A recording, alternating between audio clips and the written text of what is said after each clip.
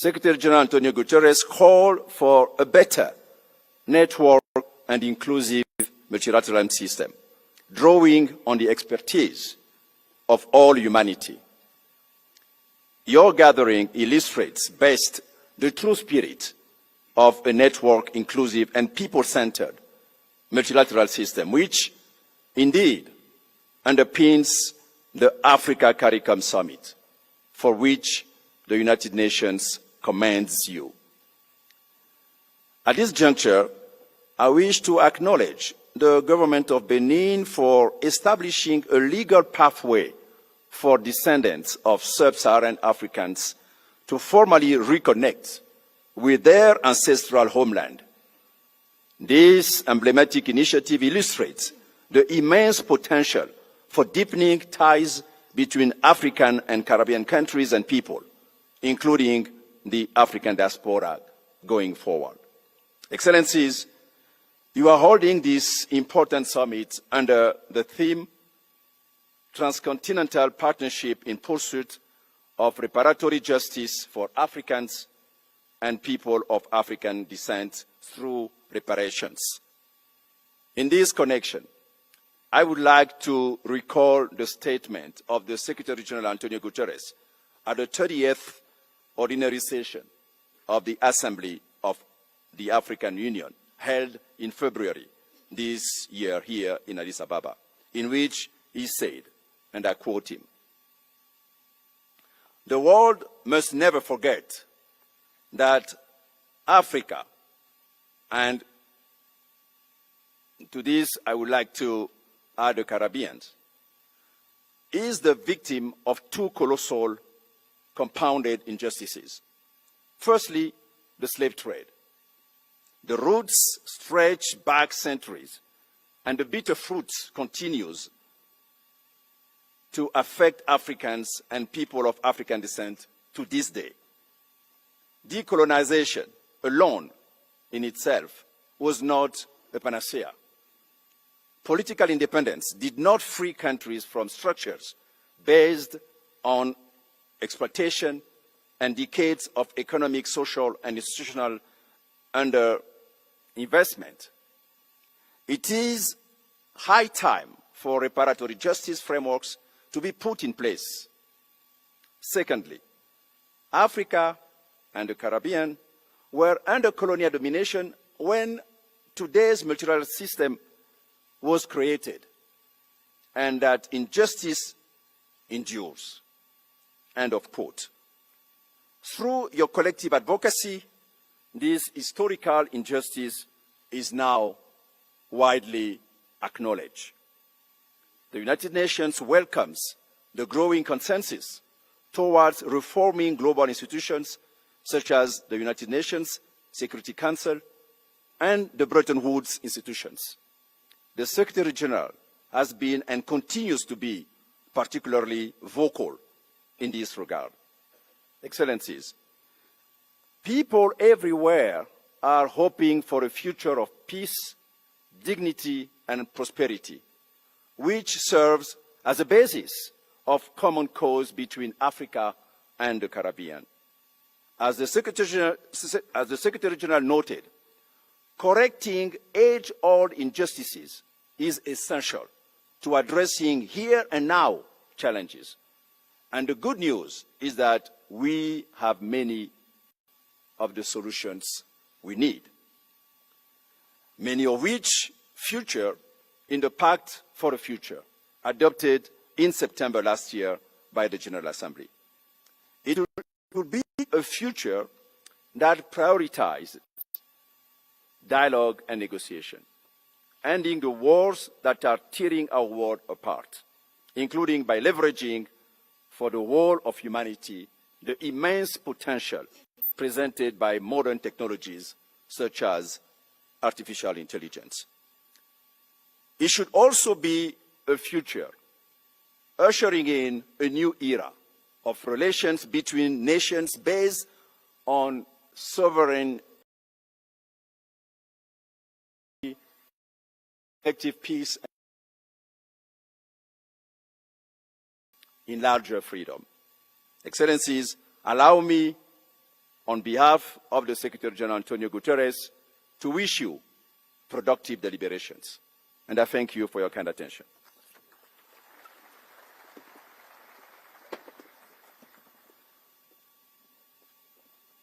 Thank you, Excellency. Your leadership and role reinforcing the Africa-Caribbean dialogue and cooperation are deeply appreciated. It is now my distinct honor to invite His Excellency, Dr. Abiy Ahmed, Prime Minister of the Federal Democratic Republic of Ethiopia, to deliver his statement. Your Excellency, the floor is yours.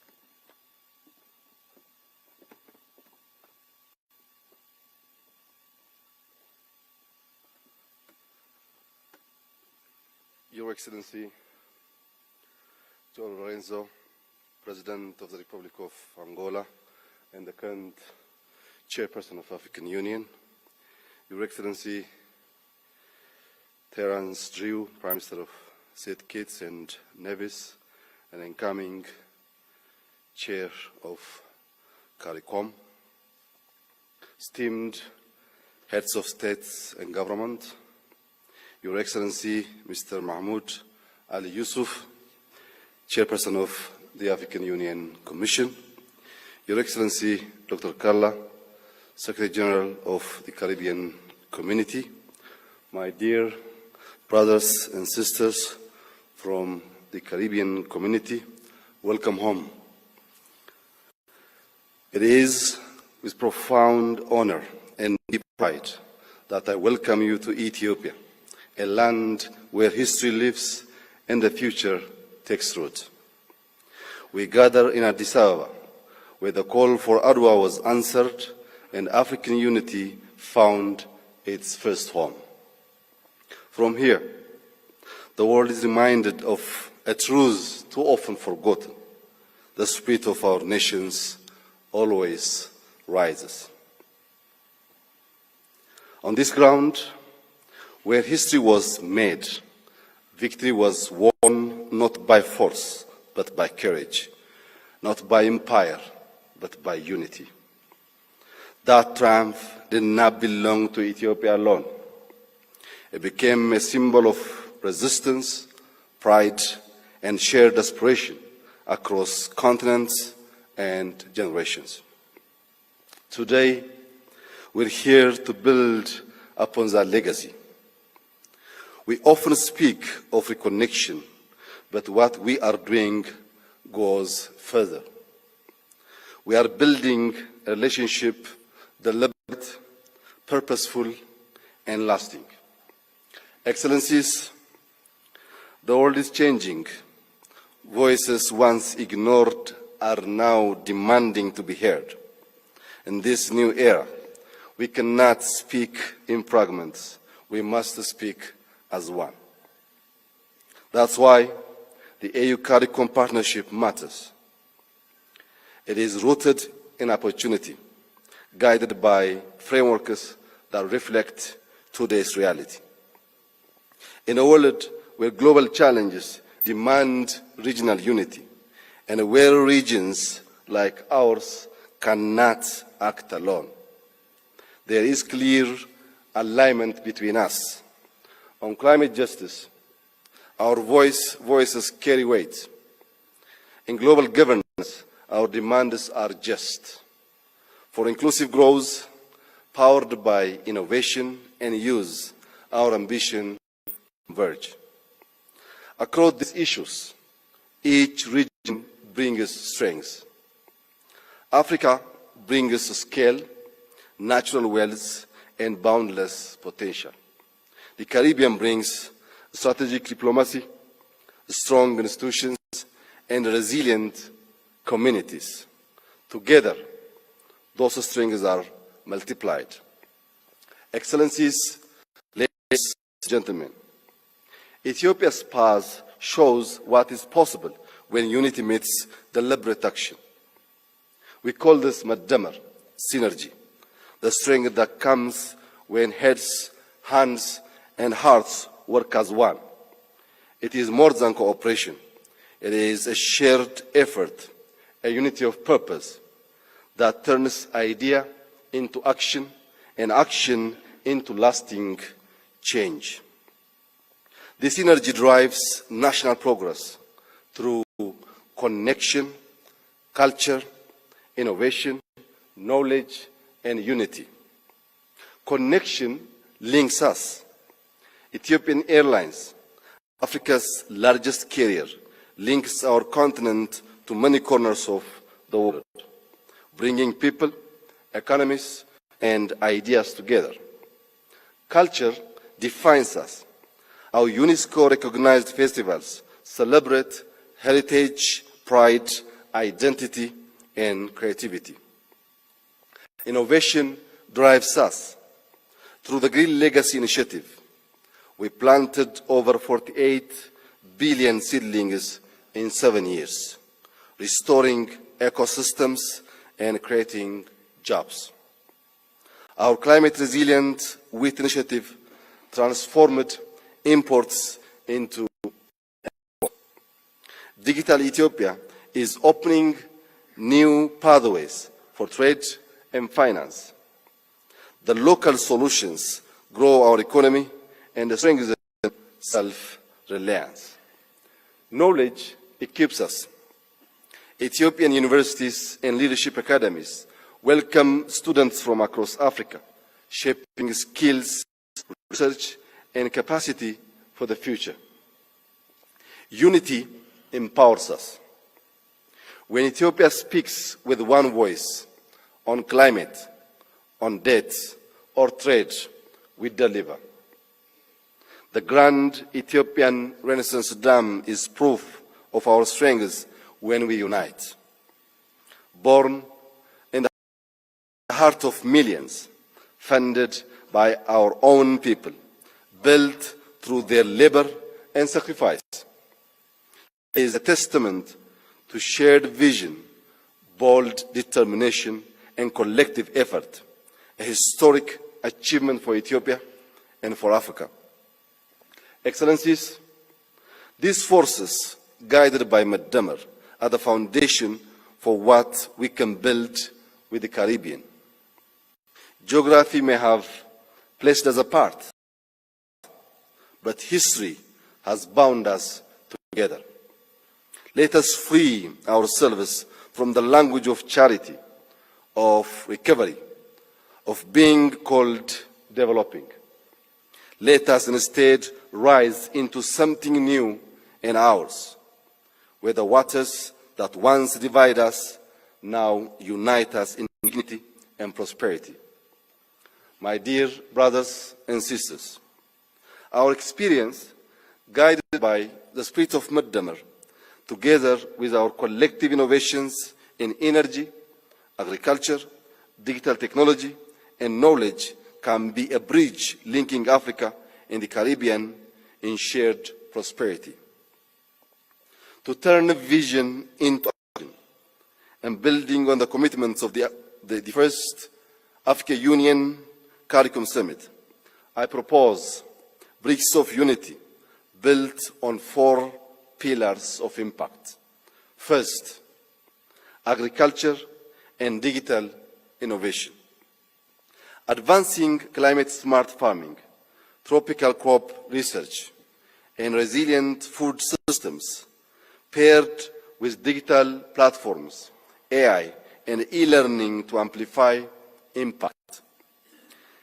Expanded renewable energy will green our farms, processing facilities, and trade. Second, innovation and collaboration. Creating hubs of entrepreneurship, digital infrastructure, and research, linking startups, universities, and institutions. That also means easing mobility, more accessible visas, expanded transport and logistics, making partnerships practical and possible. Third, culture and leadership. Expanding youth and leadership exchange, strengthening cultural and creative collaborations, not as a symbol, but as engines of identity, innovation, and opportunity. Fourth, knowledge and health. Building research networks to address tropical medicines, marine ecosystems, and climate, harnessing our collective knowledge to solve shared challenges and improve health outcomes. Through this bridge of unity, we link our universities, our economies, and our cultures, making distance no barrier to progress. Let us not be distracted by the challenges that surrounded us. Our regions have always faced adversity. What has changed is that we now choose to face it together, defining our own solutions and future. I thank each of you for your presence, leadership, and your commitment to a more unified future. I wish you all a fruitful summit. Enjoy your stay in Ethiopia. I thank you.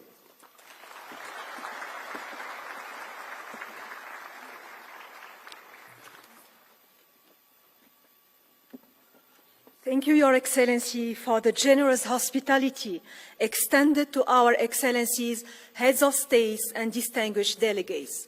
It is my pleasure to invite His Excellency Terence Drew, the Prime Minister of St. Kitts and Nevis, incoming Chair of CARICOM, to deliver his remarks. Your Excellency, the floor is yours.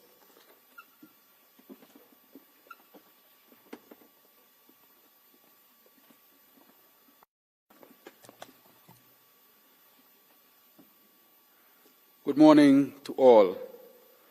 Let me first of all recognize Your Excellency Abiy Ahmed Ali, Prime Minister of this great country, Your Excellency João Manuel Gonçalves Lourenço, President of Angola and Chairperson of the African Union. Let me also recognize Your Excellency Parfait Onanga Ayanga, Special Representative of the United Nations Secretary General. Allow me also to recognize Your Excellency Mahmoud Ali Yusuf, Chairperson of the African Union Commission. And allow me to recognize also Her Excellency Dr. Carla Barnett, Secretary General of CARICOM. Other heads of delegation, distinguished guests, ladies and gentlemen. But allow me to also recognize, speaking on behalf of the Caribbean community, the Rastafari community of the Caribbean, who for many years has asked us to meet with our African brothers and sisters and forge a relationship that would ensure prosperity for our people. Today, as I stand here and came here by air, as I landed in this most beautiful country, it dawned on me that our history in the Caribbean did not start 400 years ago with the slave trade, but indeed we are connected to the cradle of civilization, the cradle of humanity, Africa, Ethiopia. It is indeed an absolute delight to greet you on behalf of the Conference of Heads of Government of the Caribbean Community at this second CARICOM Africa Summit being held in the Nelson Mandela Hall here at the headquarters of the African Union. Ethiopia, the land of origins, reflects the family ties and bonds shared between the people of the Caribbean community and the continent of Africa. While these linkages were forged from an exploitative and oppressive system that made a mockery of human rights, the Caribbean is proud of the strides made in strengthening these connections through Pan-African advocacy, the fight against apartheid, and closer social and cultural links between the people of Africa and the Caribbean, supported by the respective decisions of the African Union and Caribbean community. Today's first in-person meeting, since we met virtually for the first time in 2021, is timely in reinforcing the bonds between Africa and the Caribbean. as well as in examining ways in which to deepen our partnership at the global and strategic levels. This will allow us to deepen South-South cooperation while fostering shared prosperity and affirming a common voice on global platforms, including on global peace, security, reform, and multilateral issues such as climate change. As we meet under the theme of transcontinental partnership in pursuit of reparatory justice for Africans and people of African descent, we are reminded of the important outcome from the first Africa-CARICOM Summit hosted by His Excellency Uhuru Kenyatta, President of the Republic of Kenya, on 7th September 2021. The Caribbean community expresses sincere thanks and its deep appreciation to His Excellency Abiy Ahmed, Prime Minister of this great country, not only for the excellent arrangements and hospitality to us here in Addis, but also for the commitment made with the Honorable Mia Ahmad Motley, Prime Minister of Barbados, to hold this second summit. This engagement will allow for broader discussion on the 2024 AU-CARICOM Memorandum of Understanding and upscale engagement and linkages with people of African descent, particularly the strengthening of interregional economic partnerships and enhanced people-to-people ties. Convey thanks to His Excellency João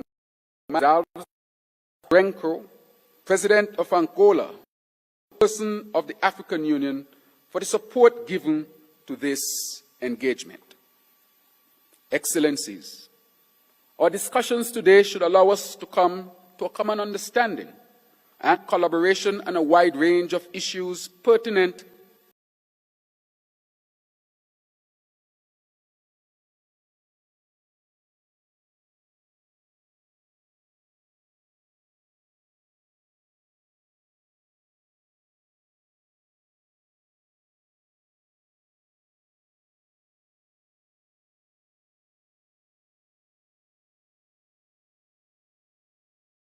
to our shared digital transformation and artificial intelligence, trade and investment, maritime and air transport, tourism, and cultural exchanges. What is clear is that closer collaboration between Africa and CARICOM is impatient. It's impatient of urgent attention and action in order to achieve positive outcomes for both our regions. Actions must be the underpinning sentiment of all that we do. Current global events demonstrate clearly that it is in the best interests of both Africa and the Caribbean to work together as developing regions. And I heard the word of my brother, President Ahmad, that we need to drop the term developing regions and convert that into something that represents what we are seeking to achieve. Commendations are due to Afreximbank, particularly under Professor Benedict Orama's leadership, as well as to numerous political and other leaders across Africa, who through concrete initiatives are encouraging trade, investment, cultural and sporting exchanges, and other collaborations between CARICOM and Africa. And I dare say that it has begun. To further propel our efforts, we need increased transportation linkages to reinforce our bonds, as our people should be able to travel freely and unabated to Africa and CARICOM. We need increased trade and investment, building on the experience, potential, and amplification of the culture, historical and economic linkages between our regions. What was once a devastating tragedy for our people and for humanity, the transatlantic slave trade, should now be converted into the Atlantic Bridge, a bridge of hope, a bridge of advancement, a bridge that will ensure that our people take their rightful place in this world. Therefore, I call for more cooperation, more working together, and more advancements. Excellencies, distinguished ladies and gentlemen, brothers and sisters of this great continent, we are happy to be home again. We have the opportunity to rewrite historical outcomes and to be champions of our own destiny. CARICOM remains, therefore, committed to the CARICOM AU partnership on this 5th anniversary of Africa-CARICOM Day. As we celebrate the enduring kingship and deepening partnership between our people, between the Caribbean community and Africa, let us celebrate, but let this celebration be a demonstration of what we seek to achieve with this new, strong relationship that we are forging forward. Thank you very much.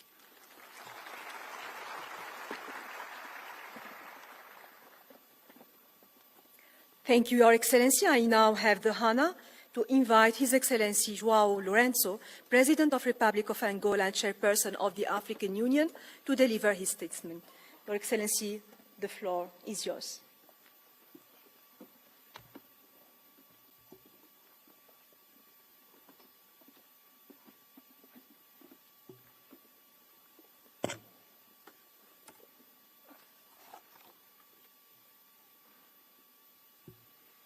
Sua Excelência Abiy Ahmed Ali,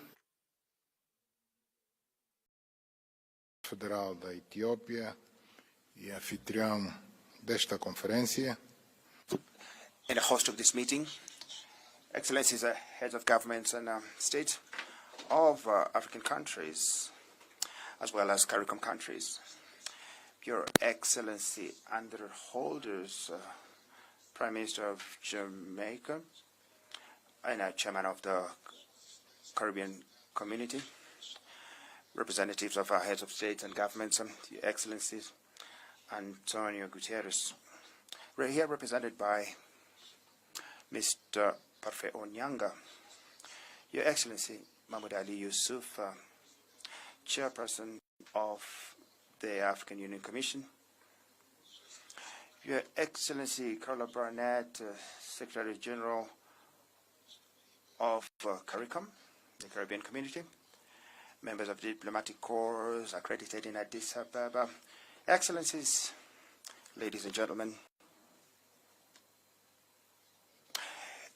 It's with great honor and deeper sentiment that I wish to make this speech as the Chairperson of the African Union and to make several observations in this during this second physical meeting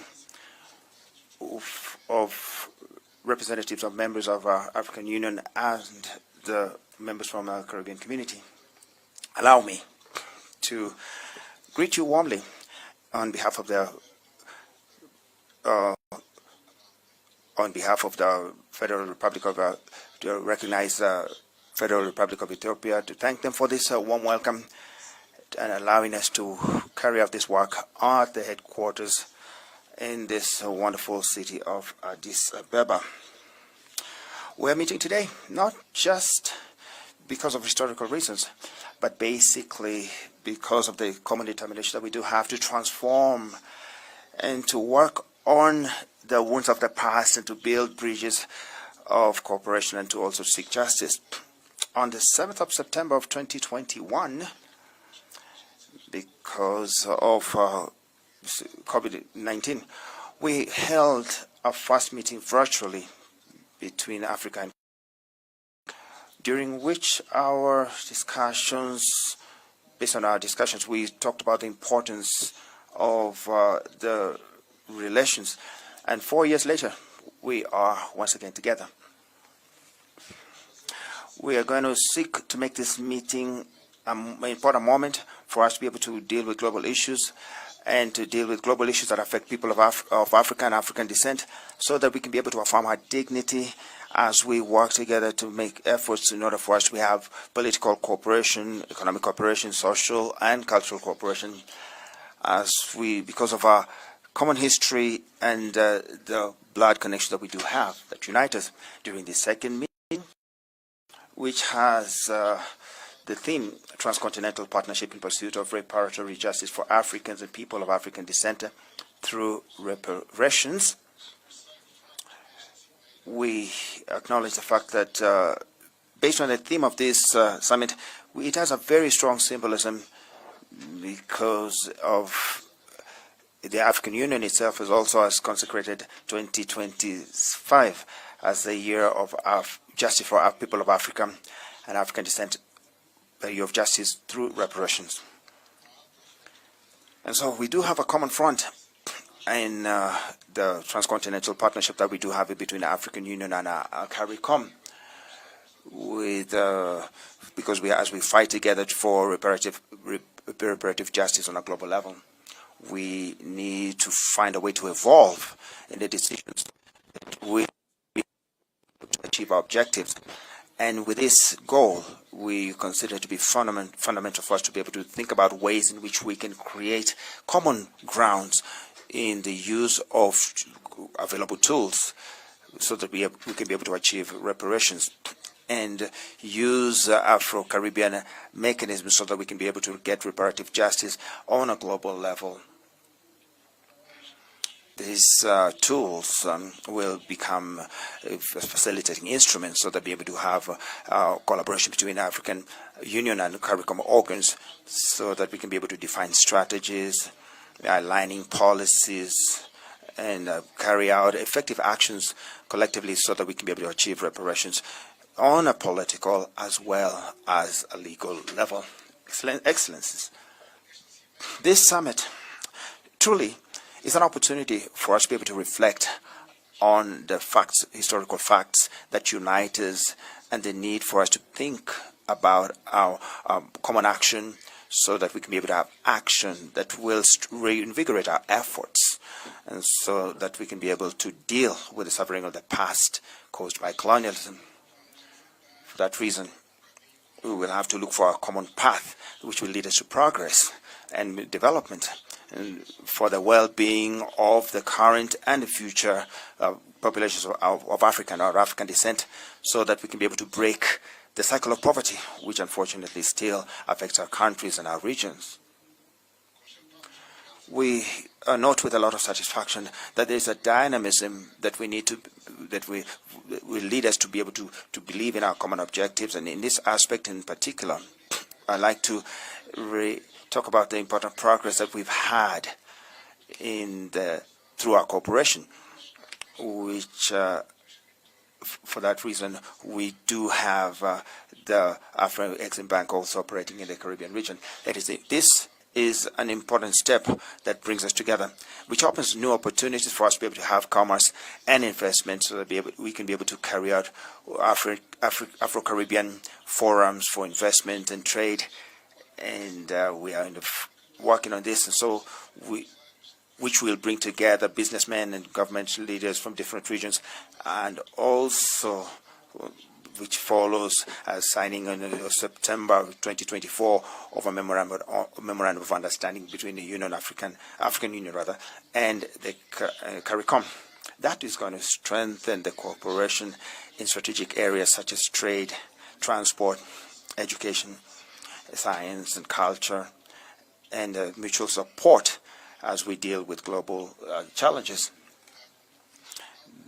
We still haven't strengthened fortified our commitments, but we have identified our priorities. We've defined a roadmap which is clear, which will lead us very quickly to establish a joint platform of communication, media communication, signing of multilateral accord on air transport services, and as well as provision of visas. We need to review the visa regime, existing visa regime between Africa and the Caribbean region, so that we can have public-private support, so that we can mobilize resources, and so that we can be able to facilitate contact between Africa and the Caribbean region.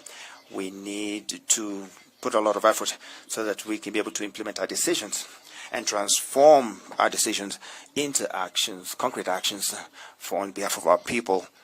And that is going to be a base for strong interchange, and which will strengthen our cooperation and improve our economic state, stimulating economies and support areas such as energy and digital technology, agribusiness, and industrialization. On the cultural level, we want to deepen educational exchanges, artistic exchanges, so that we will be able to strengthen our shared identity in a way that we can be able to give strong voice to our young people, to the universities, as well as research institutions, scientific institutions, as well as cultural organizations in the diaspora. Excellencies, we do have clear objectives. And for that reason, we need to seek to establish mechanisms which will facilitate their implementation. And for this reason, I propose that we create a technical subcommittee which will work on a technical level, which will bring together representatives from African Union and CARICOM, composed of specialists, ministerial representatives and partners, and as well as representatives of our civil society organizations, as well as the private sector.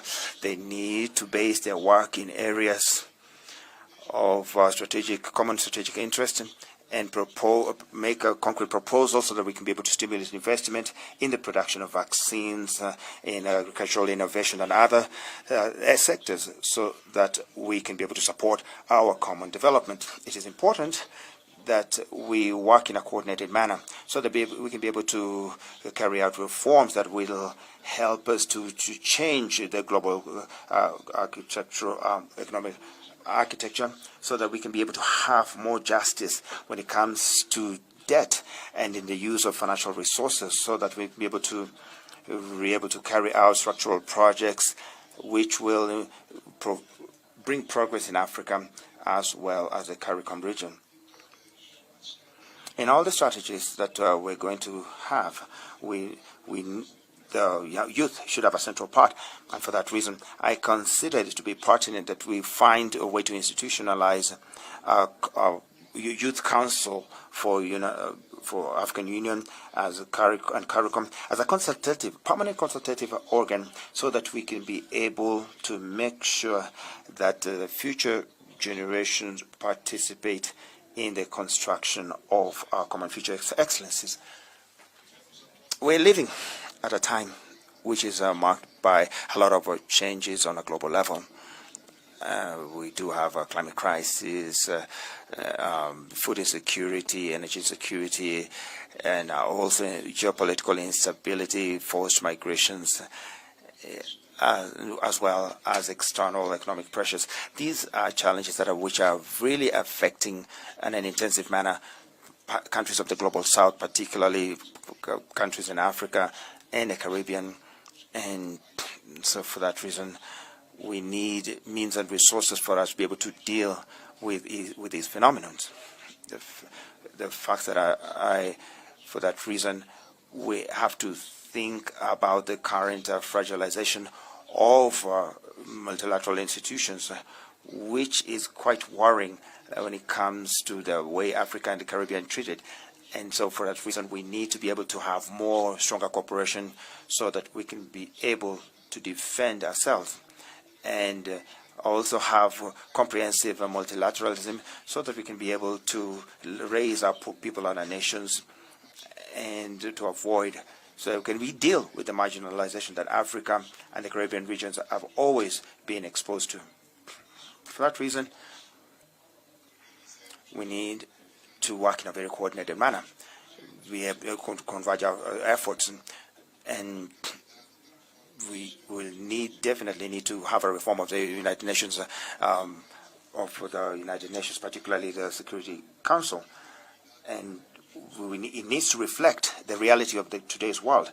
And we also need to have equilibrium based on geopolitical realities, and it needs to carry out its role as a guarantor of global peace, and which is not the case at the present moment. based on what I've just talked about, I consider that African states and Caribbean states need to seek to jointly defend multilateralism, which is able to respond to the contemporary challenges when it comes to peace and security, climate, as well as sustainable development, guaranteeing strengthening international institutions so that they can be able to have a representation which is representative of the aspirations of the people, namely the people who are excluded in Africa, Latin America, and the Caribbean, Asia, and the Middle East. I'm sure that this summit will represent a determining point which, going forward, Africa and the Caribbean is going to be able to achieve a lot, because the words of hope which are going to be made during this summit, they're going to be a base that will help us to achieve our destiny for the people of Africa and CARICOM. That way we will be able to achieve prosperity, well-being, and progress. So I take advantage of, use this opportunity to recognize the people of Palestine, to recognize the tough moment that they're going through. They are dealing with a real genocide.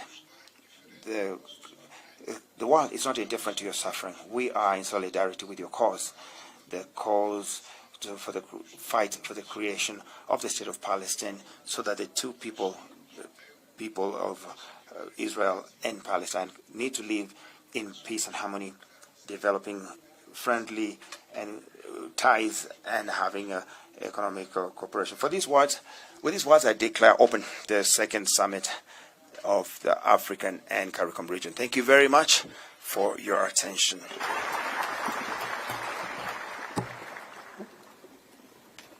Thank you, Excellency, for your insightful statement. Excellencies, ladies and gentlemen, we will now proceed to the family photo. I kindly request that heads of state, heads of delegations, and those invited to the high podium to follow the protocol team to the designated location for smooth organization. I kindly ask that all other delegates remain seated until the photo session is completed. After the family photo, the sessions will resume here in this hall under the guidance of the chairperson of the African Union. I thank you for your attention and wish you fruitful deliberation. Thank you.